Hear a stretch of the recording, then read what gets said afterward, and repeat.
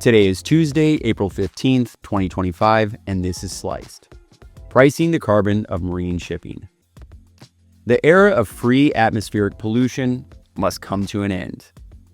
This sentiment is no longer radical.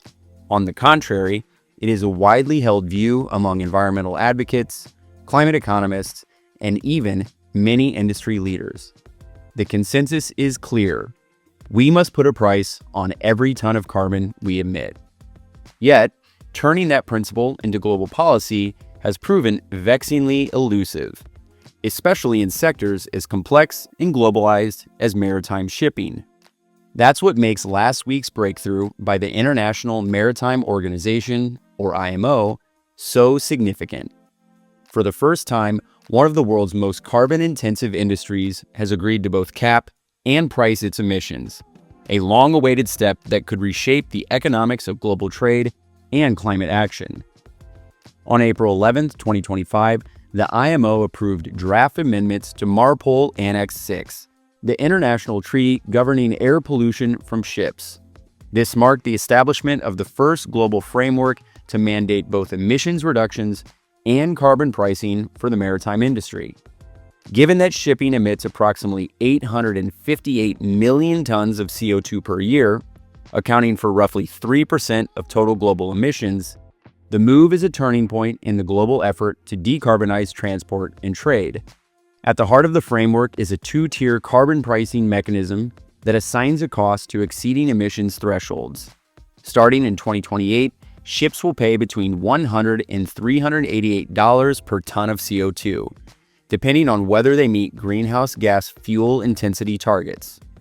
Vessels are evaluated against two benchmarks: a base target, which requires a 4% reduction in emissions intensity in 2028, rising to 30% by 2035, and a more stringent direct compliance target, which demands a 17% reduction by 2028 and a 43% reduction by 2035.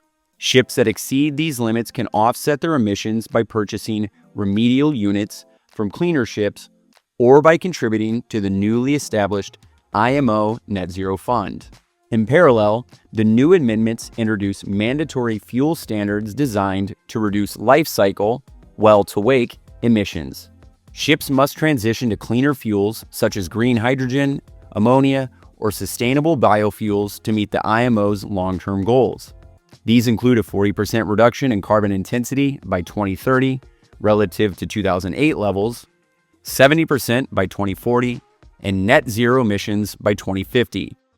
The transition to these fuels will demand significant investments in new technologies, retrofitting existing vessels, and building out fueling infrastructure. The IMO Net Zero Fund is expected to raise between $10 and $13 billion annually from emissions fees. The fund will support incentives for low-emission vessels, research and development of green fuels, and climate resilience projects in vulnerable economies. A key focus will be assisting small island developing states and least developed countries, many of which are disproportionately impacted by climate change and rely heavily on maritime trade for their economies. Implementation of the rules will roll out in phases, but it's important to note that nothing is yet set in stone. The rules still need to pass the potentially massive obstacle of formal adoption, which is scheduled for a session of the IMO's Marine Environment Protection Committee in October 2025. If adopted, detailed implementation guidelines will be finalized in spring 2026, and the rules will come into force in 2027, applying to ships over 5,000 gross tonnage, a group responsible for about 85% of maritime emissions. Still, the deal is not without controversy. The United States withdrew from negotiations, labeling the carbon pricing framework blatantly unfair, inciting concerns over trade disruptions. Meanwhile, climate analysts warn that the measures may deliver only an 8% emissions cut by 2030, which is far short of the IMO's stated 20% goal. Critics, particularly Pacific Island nations, have argued the framework relies too heavily on emissions trading and not enough on direct taxation, which they view as a more effective and equitable approach. Despite these criticisms, the IMO's carbon pricing agreement marks a historic milestone. It sets a precedent for regulating emissions in one of the most complex and internationalized sectors of the global economy.